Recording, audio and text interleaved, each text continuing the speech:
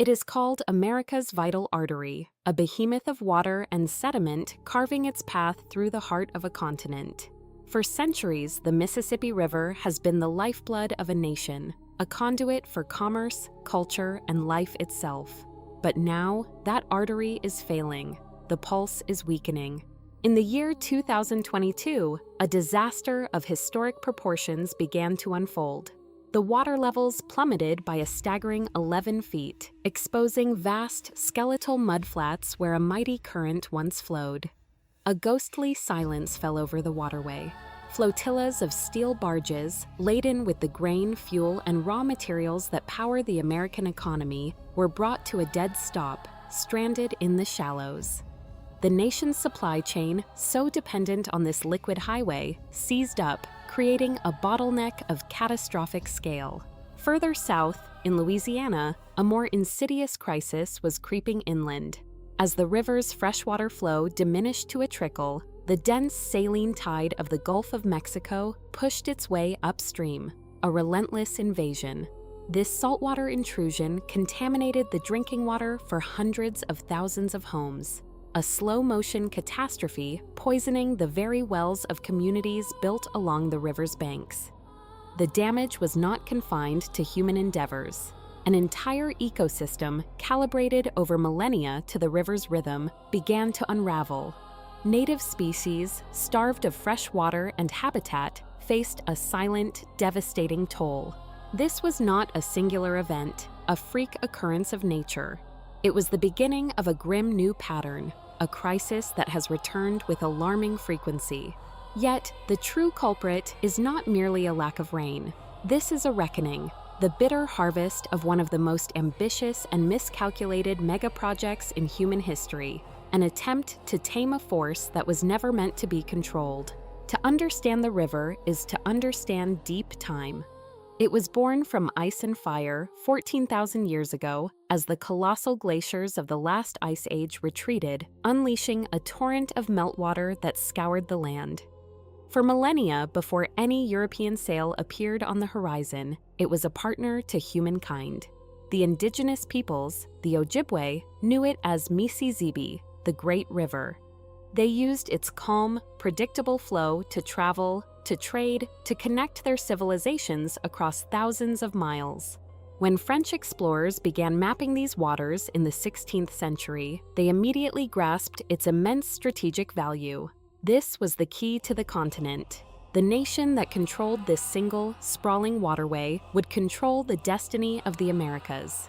In 1803, with the Louisiana Purchase, that nation became the United States, nearly doubling its size and inheriting the immense power and immense challenge of the Great River. Human will upon a natural powerhouse. But in trying to shackle the river, to force it into a narrow, predictable channel, we have severed it from its own floodplain, starved it of its sediment, and made it brittle. The droughts now reveal the consequence of that hubris. The river, confined and weakened, can no longer withstand the whims of a changing climate. The crisis we witness today is not the failure of a river, it is the failure of an idea, the illusion that we can command the forces of nature without consequence. The continent's great artery, the Mississippi, was more than a river, it was a destiny. To secure its mouth was to hold the key to the heartland, to unlock the immense, unfolding promise of a new nation. It was a purchase deemed not just worthy, but essential. And with the dawn of the steamboat era, that promise was cashed in. The river became a liquid spine, a natural highway upon which the raw materials of American ambition were ferried. From the deep south, bales of cotton climbed the current. From the hills of Appalachia, barges heavy with coal descended. The vast forests yielded their timber, and the sprawling plains their golden grain. All the engines of a burgeoning economy were carried on the broad shoulders of these waters. It was the nation's circulatory system, pumping wealth and prosperity into every town and settlement that clung to its banks. For a time, the relationship was one of profound, profitable. If you think you've seen everything, wait. What comes next will turn everything upside down. Harmony. Humanity drew from the river its commerce, its sustenance, its very life, the cool water that quenched the thirst of its people, its farms, and its cattle. But this benevolent giant, this giver of life, was also a force of nature, subject to moods and seasons far beyond 27, Amagi. The Mississippi watershed is a geographical marvel, a vast basin draining the heart of a continent, collecting the meltwater and rainfall from nearly 40% of the nation. It is a system of immense power, and in that fateful year, the system overloaded. The spring rains were relentless, biblical. The snowmelt from the north was overwhelming. The river began to swell, pressing against the earthwork levees that were meant to contain it. Then they began to fail. The river broke its covenant with the land. It unleashed a torrent that defied imagination, a moving inland sea that ripped through communities across several states. Homes, farms, roads, railways, the entire architecture of civilization in the valley was erased, submerged beneath a tide of brown, churning water. The deluge claimed 500 souls. More than 630,000 lives were irrevocably altered, their worlds washed away, leaving them displaced and destitute. The disaster became one of the worst in the nation's history, a scar on the landscape and the national psyche. The financial toll reached $1 billion, a staggering sum that in modern terms would translate to nearly $14.5 billion. In the annals of history, it is known as the Great Mississippi Flood. But its true legacy was not the destruction it wrought, but the fear it instilled. It was a trauma that would pivot the course of man's relationship with the river forever. In the flood's aftermath, a collective realization dawned. The lands bordering the Mississippi were not just vulnerable, they were living at the mercy of a fickle God. Witnessing the immense suffering, a new resolve hardened within the American spirit. Never again.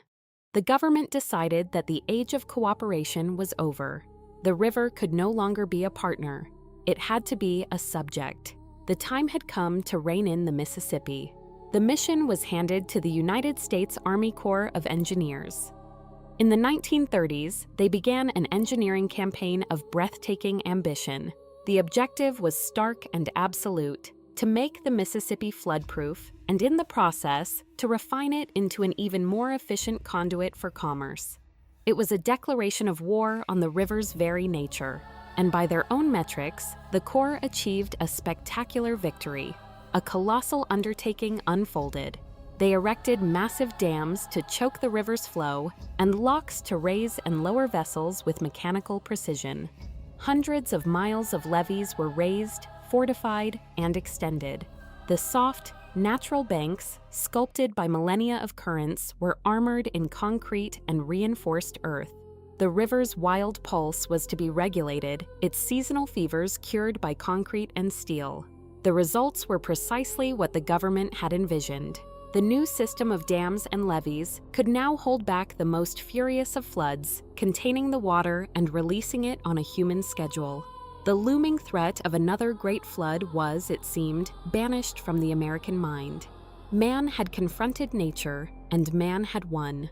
The river was caged, but a force of nature, however contained, never truly forgets its own power. It simply waits. The ambition of the engineers, however, extended far beyond simple flood control.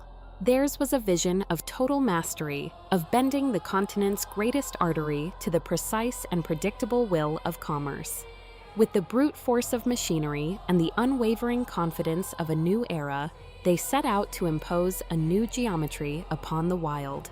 The ancient, meandering bends of the river, carved by millennia of patient, natural force, were seen as inefficiencies. They were obstacles to progress, and so they were erased. Great channels were dredged, carving a direct and unforgiving line through the floodplain, a brutalist correction to nature's elegant prose. The river's narrow... If you think you've seen everything, wait. What comes next will turn everything upside down. passages, which had for centuries dictated the size and pace of vessels, were blasted and widened. The goal was volume, a superhighway of water to accommodate an ever-growing fleet. Barges and cargo vessels, once slaves to the river's seasonal whims, would now glide along predictable man-made corridors. By carefully managing the flow with an intricate network of locks and dams, the engineers achieved the unthinkable. They made the river a year-round certainty. The seasons of high and low water, the natural pulse of the ecosystem, were silenced in favor of a constant, reliable depth for transport. For a time, the ledger appeared entirely in the black. The economic output of the region surged, measured in the billions of dollars. It was hailed as a resounding success, a testament to human ingenuity. Yet, little did anyone realize that in the process of shackling the river, in their bid for absolute control, they had made a colossal and irreversible mistake. The very river that had sustained life for thousands of years, the great mother of waters, was now beginning to quietly die. Its decline was not a sudden cataclysm, but a slow strangulation, occurring for the most part in silence, hidden from view beneath the surface of the churning water. For decades, the engineers, consumed by the task of maintaining their creation, of managing the flow and dredging the channels, failed to see the profound damage they were inflicting. It was a malady that would take generations to manifest, a debt that would only come due decades later, when the consequences of actions taken in good faith revealed their ultimately flawed and devastating nature. Over the long years of its modification, the Mississippi had begun to display troubling symptoms. The water levels, which once fell and rose in a predictable seasonal rhythm, began to drop more erratically, more severely, with each passing year. At first, these were minor deviations, dismissed as aberrations. But the trend was undeniable, the drops increasing in duration and severity until the year 2022, when the system was pushed to its absolute extreme. On the 17th of October, 2022, the gauges that serve as the river's vital signs delivered a shocking reading. At Memphis, the water level had fallen to minus 10.79 feet. It was a figure that defied belief, the lowest ever recorded since the National Weather Service first began its systematic watch in 1954. An unprecedented drop that sent alarm bells ringing through every corridor of power. Across the nation's southern half, a ghostly silence fell upon the river. Cargo vessels, the very lifeblood of the engineered waterway, now sat marooned on vast, emerging mudflats, their massive hulls afloat. The economic artery had seized. Farmlands that drew their life from the river's edge withered, the soil cracking under a relentless sun. In communities up and down its length, drinking water became scarce. It was a national crisis. Water had to be trucked in, brought from alternative sources to quench a thirst the great river could no longer satisfy. The harsh truth was finally dawning upon the experts. The Mississippi was not merely in a drought, it was drying up. This was not an anomaly. It weight levels plummeting to minus 10.26 feet. In 2024, the Army Corps of Engineers triumphantly declared the drought officially over, but the river, it seemed, had not received the memo. During the heat of the summer, its levels dropped all the same. And more recently, the pattern has repeated again, a grim, recurring tragedy marking the seasons. What then has authored this catastrophe? The answer is a complex and devastating convergence, a perfect storm of nature and human intervention. The hand of nature plays its part in shifting climate patterns and prolonged periods of low rainfall. But the other hand, the one that set the stage for this disaster, is our own. The straightening of the river, designed for speed, also increased the water's velocity, scouring the riverbed and carrying precious sediment out to sea, preventing the natural replenishment of the land. The levees that held back the floods also starved the surrounding wetlands of the water and silt they needed to survive, destroying the vast natural sponges that once held and slowly released water. The Mississippi is not merely a river going away. It is a monument to a profound misunderstanding. It is a lesson, written in cracked earth and beached barges, that a system bent entirely to the will of a single species will, in time, inevitably break. In the silence of its shallow waters, we are forced to confront the true cost of our control and the perilous illusion of command over a world far older and more powerful than we ever dared to imagine. A perfect storm is gathering over the river they call America's lifeline. It is not a storm of wind and rain, but of absence and want. A crisis born from a conspiracy of human ambition and the planet's own volatile rhythms. Droughts are an ancient and familiar antagonist to the Mississippi. For a river that drains a continent, that gathers the waters of 32 states, periods of scarcity are written into its very geology. But what is unfolding now is different. It begins with a simple, brutal equation of nature. Temperatures that climb far beyond the historical norm, met with skies that refuse to weep. The result is an environment of profound and punishing dryness. When there is no rain, the tributaries shrink, the creeks run dry, and the great river itself feels the deficit. But the heat adds a second, more insidious layer to the affliction. It does not merely scorch the soil, it awakens within it a desperate, insatiable thirst. The ground, baked and hardened, becomes a thief. In a healthy season, a summer shower would saturate the topsoil, and the surplus would dutifully find its way through countless small channels into the river's embrace. Now, that same water vanishes the moment it touches the earth, drawn down into the parched depths, utterly consumed. Scarcely a drop completes its journey to the stream. The river, starved of its tributaries, begins to recede. If you think you've seen everything, wait. What comes next will turn everything upside down. Then comes the inexorable turn of the seasons. The Mississippi is not a static canal, an engineered aqueduct running at a constant volume. It is a living system with a great, ancient pulse. Its flow and volume have always varied, swelling in the spring thaw and declining through the autumn and winter as rainfall lessens and the northern snows lock themselves away in ice. This annual ebb is the river's natural exhalation. But in recent years, the rhythm has broken. The decline has begun to arrive weeks ahead of its ancestral schedule. This may seem a subtle shift in the grand scheme of a continental waterway, but for hydrologists and engineers, it is the most ominous herald of disaster. An earlier ebb is a guarantee of a more severe fall. It signals that when the river reaches its seasonal low, that low will be deeper, more prolonged, and more devastating than what the natural cycle dictates. This is precisely the pattern that has been tightening its grip since the year 2022.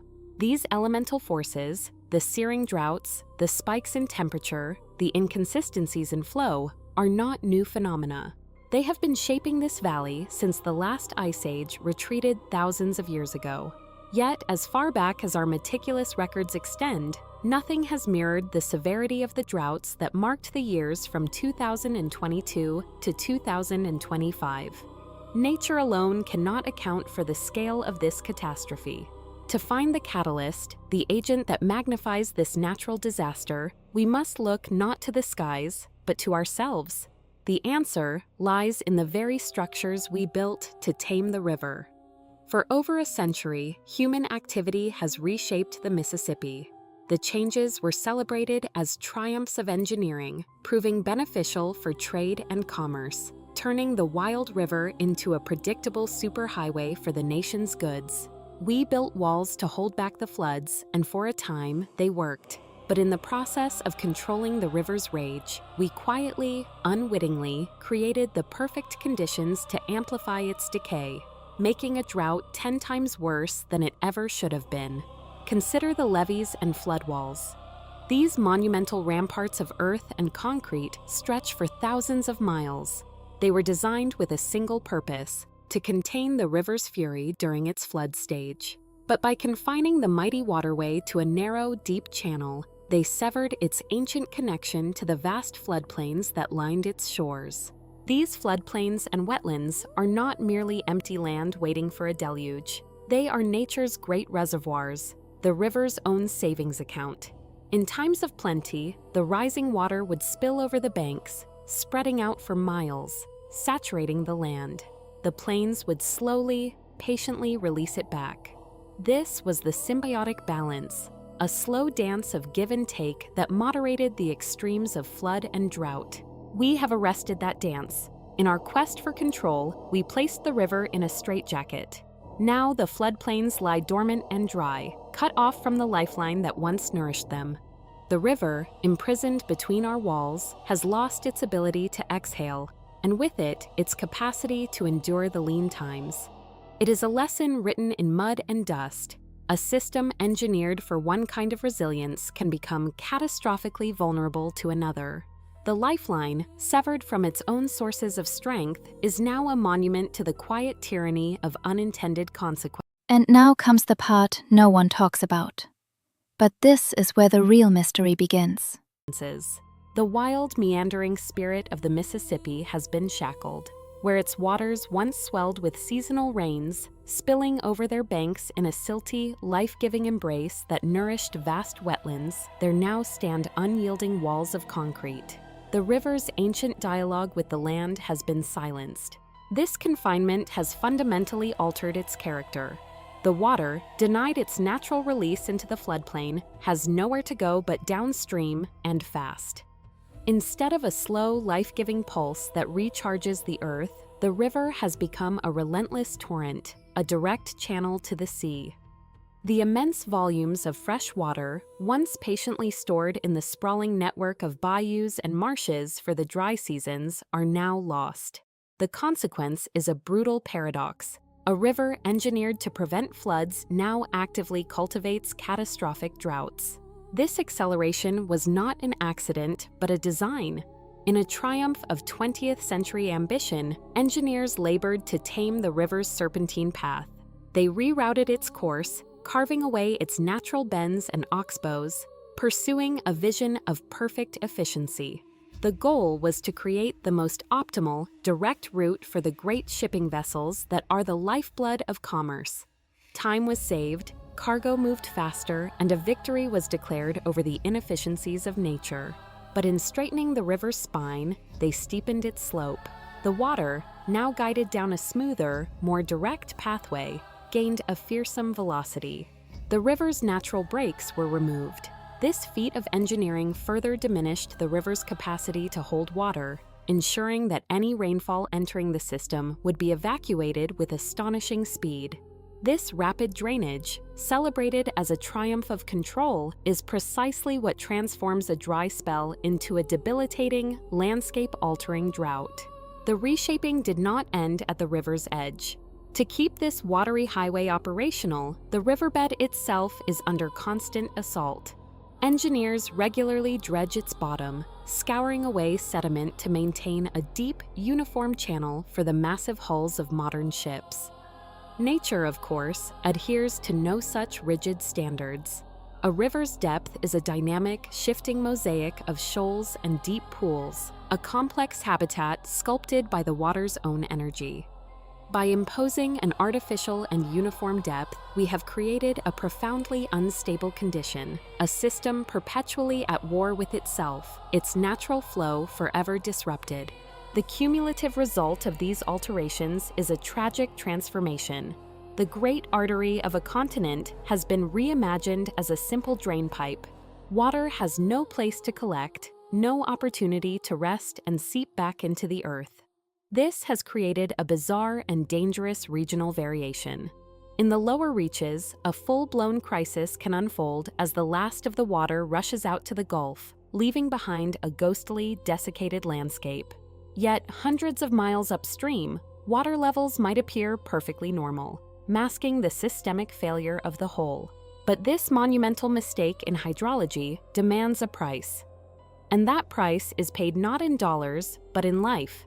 Many see only an industrial corridor flanked by cities, but this waterway is the beating heart of a vast and delicate ecosystem. The Mississippi River Basin is home to... If you think you've seen everything, wait. What comes next will turn everything upside down. Over 100 species of fish, from the ancient paddlefish to the whiskered catfish. It is the central pillar of the Mississippi Flyway, an ancestral corridor etched into the sky, upon which the entire migrating American waterfowl population depends for survival. And from there, the web of life expands.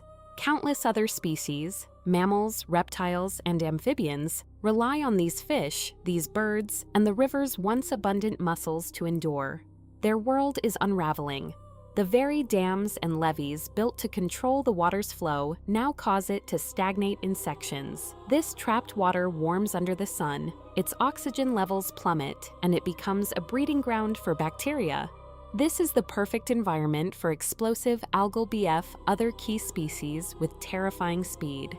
We sought to command the river, to bend it to our will for the sake of commerce and predictability. We encased it in concrete, straightened its path, and deepened its bed. In our quest for control, we may have severed a connection to something far more fundamental.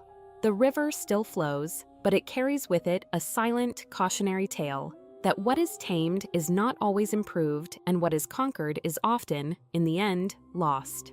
In those engineered channels, where the river's pulse is artificially quickened by human design, the symptoms of its illness become acute. Here, the water, constrained and accelerated, scours the riverbed, leaving behind vast, exposed sandbars, skeletal fingers of sand and silt reaching across the diminished flow. For the life that depends on this waterway, these new islands are not a refuge, but a gauntlet. Migrating fish find their ancient pathways blocked, their spawning grounds severed. Waterfowl, seeking rest and sustenance, discover a fractured landscape, a mosaic of isolated habitats where once there was a unified, life-giving whole. But the most profound violation occurs where the river finally meets the sea, at the threshold of the Gulf of Mexico.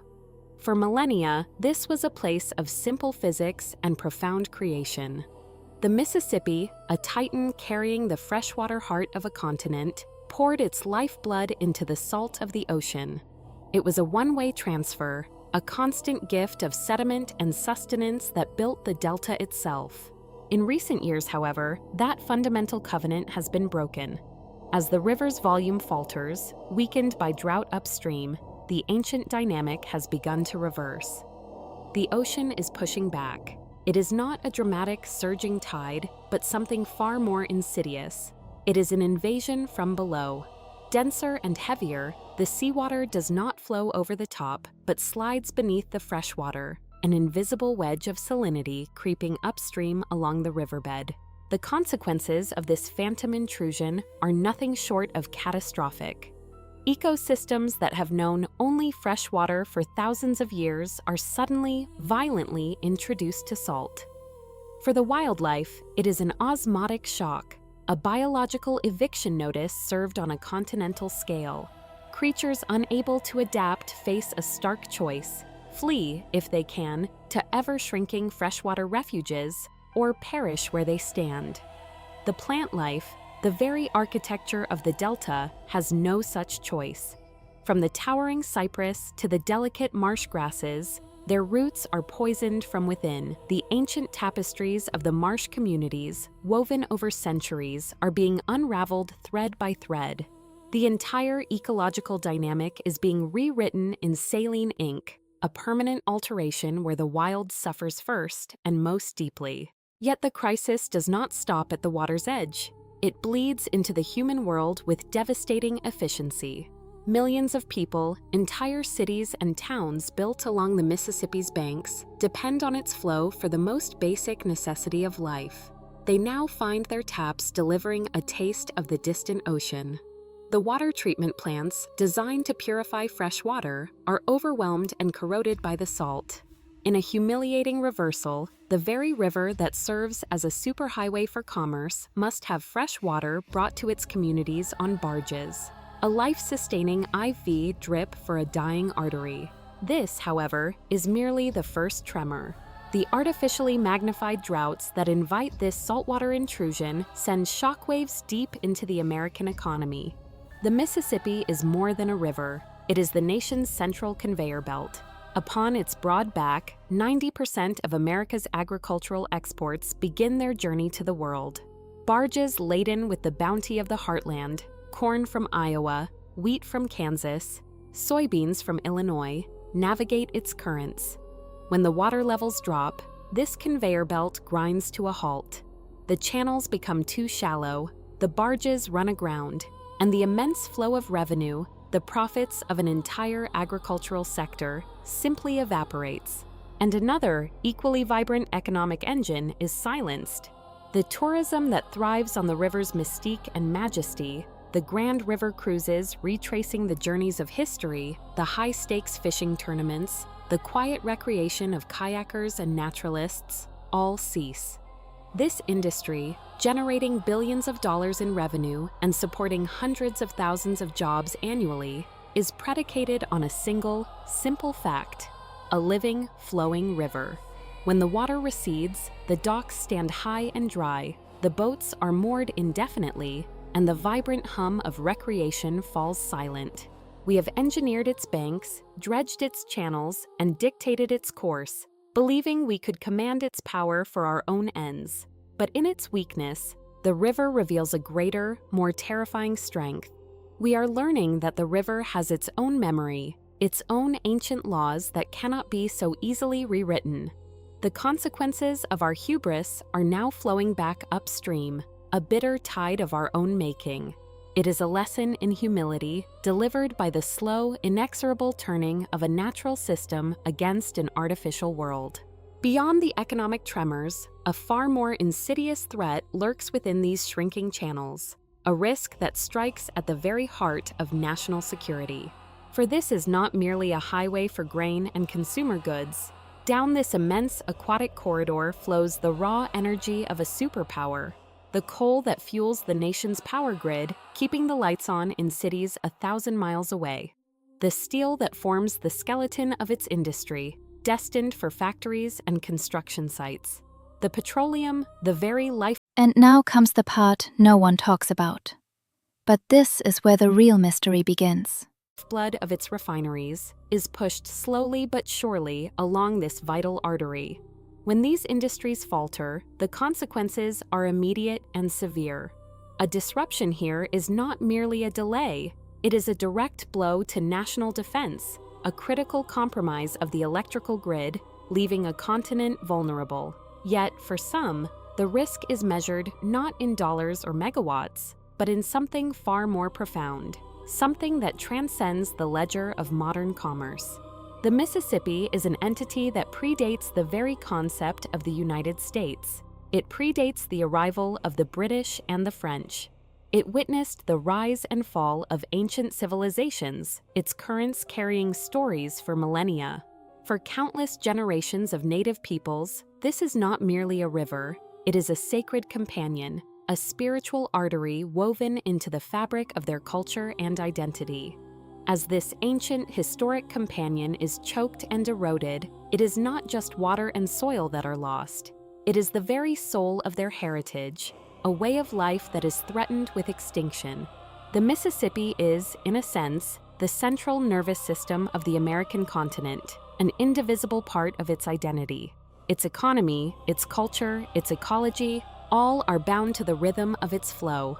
When this lifeline is afflicted, it is a sickness that radiates outward, felt in every factory, every farm, and every home that depends upon its steady, life-giving pulse. For a nation to allow something so fundamental to its own survival to wither is an existential paradox. The defining question, therefore, is not if America must act, but how. The answer is a tapestry of immense complexity and staggering cost. This is no single, monolithic problem to be solved, but a cascade of interconnected crises. It demands reversing decades of ecological damage, engineering a sustainable future, and all the while keeping the colossal engine of commerce turning. In the short term, the primary weapon in this fight has been brute force. When drought tightens its grip, the Army Corps of Engineers deploys a fleet of dredging vessels. It is a constant, reactive battle against nature, a mechanical war waged on the riverbed itself. Day and night, these machines claw at the accumulating silt and mud, desperately scraping the channel deep enough for the massive hulls of barges to pass. But this is a temporary reprieve, a bandage applied to a deep, festering wound.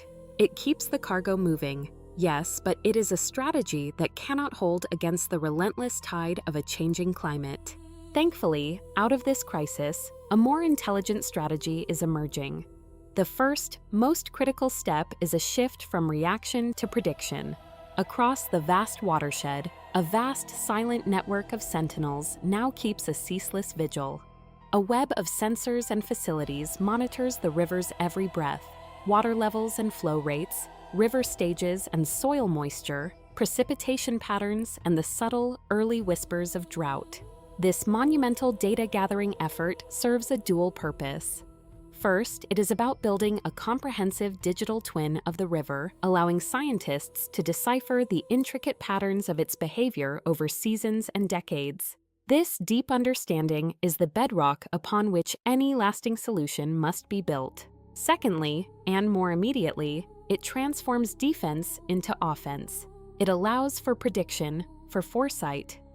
By analyzing the incoming data, engineers can now forecast drought conditions long before they become a full-blown crisis. This advance warning is a game changer.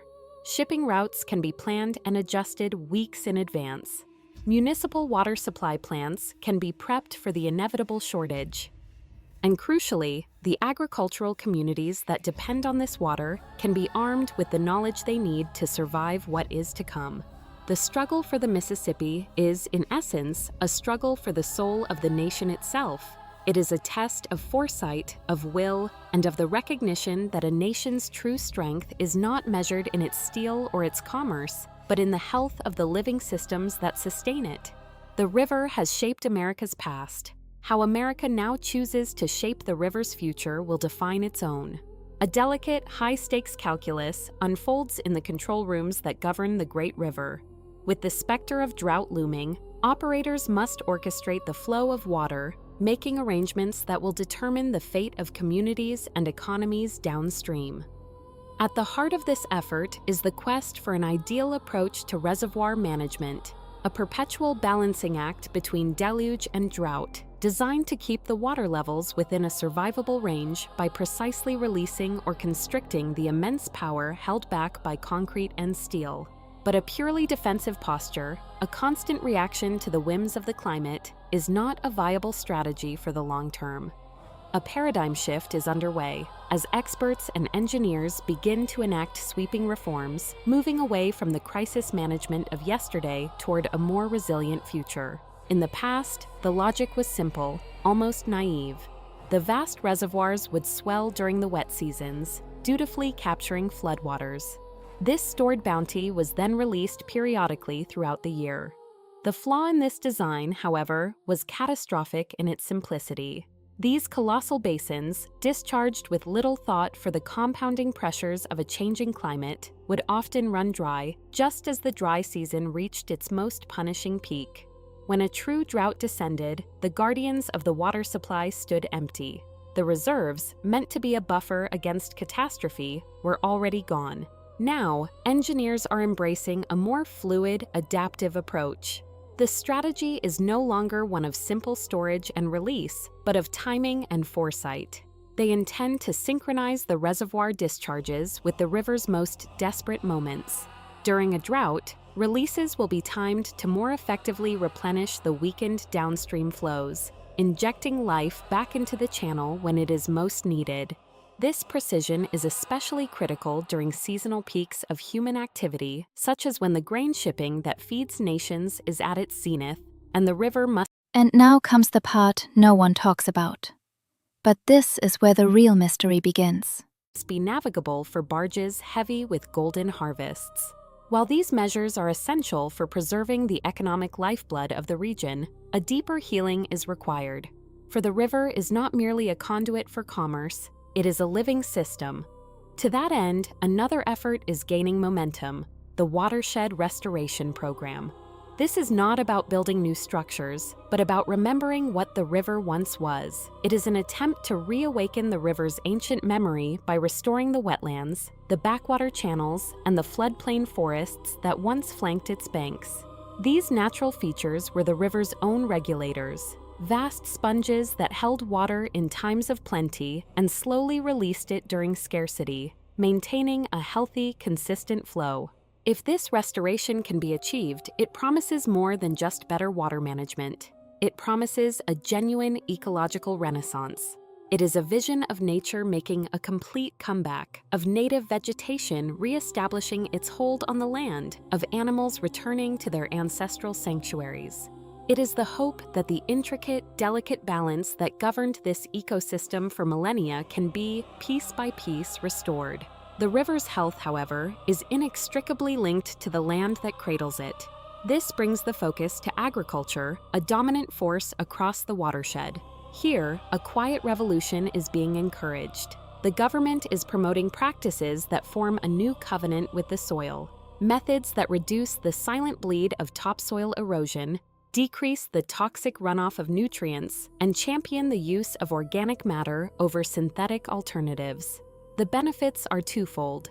For the farmer, the land itself becomes a reservoir, retaining more water and becoming more resilient to drought. For the region, this widespread change would dramatically improve the water storage capacity of the wetlands, transforming farms from sources of stress into partners in restoration. Though the adoption of these practices has been slower than hoped, it remains a solid, foundational approach to a solution where both humanity and nature can thrive. Yet even as these battles are fought upstream, a different kind of invasion is underway at the river's end, where it meets the sea. Here, a primal conflict unfolds, the relentless intrusion of saltwater. In the past, engineers have fought this unseen submarine assault with temporary fixes, most notably by building submerged barriers, a kind of This is where things get really interesting. What you're about to hear might explain why this was never meant to be discovered. dam beneath the waves. These low sills were designed to block the heavier, denser seawater from creeping along the riverbed while allowing the lighter fresh water to flow over the top and out to the ocean. But this solution was a temporary measure against a relentless force. In times of extreme drought, when the river's own flow diminishes to a weakened pulse, the freshwater lacks the power to push back the oceanic tide. The salt wedge overwhelms the low walls, breaching the defenses and pushing ever further upstream, threatening municipal water intakes and poisoning fragile freshwater ecosystems. The fight for the Mississippi is thus a war on multiple fronts, a challenge of engineering, a mission of ecological restoration, and a battle against the very ocean itself. It is a story not of dominion, but of dependence, a profound reminder that the fate of the artery is inseparable from the health of the body it sustains. The line has been breached. Time and again, temporary defenses have yielded to the inexorable pressure of the ocean, allowing a corrosive tide of seawater to push deep into the heart of the river. In response, a monumental strategy is being forged. Permanent barriers, vast structures of concrete and steel, are being engineered to hold the sea at bay.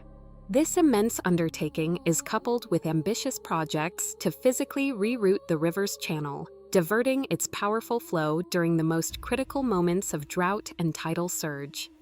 As a final line of defense, water treatment plants are being armed with the technology of reverse osmosis, a modern alchemy capable of turning the saltiest brine into pure, life-giving water. Yet, to draft a blueprint is one thing. To build it upon the shifting silt of reality is another entirely. The Mississippi is not a single entity in the eyes of man. It is a vital artery carved up by numerous states, each with its own competing priorities, few of which place the river's long-term health at the apex of their concerns.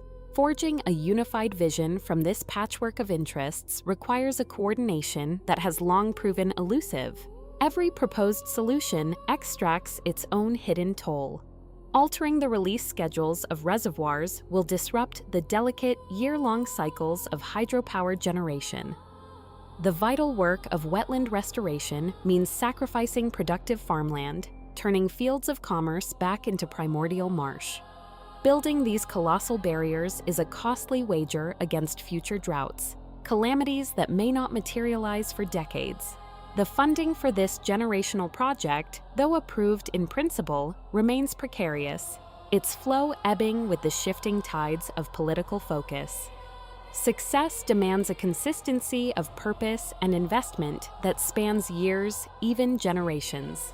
This is the fundamental challenge, a test of whether a society can act in concert, sacrificing in the present for a future it may not see, all to protect a natural inheritance it cannot afford to lose.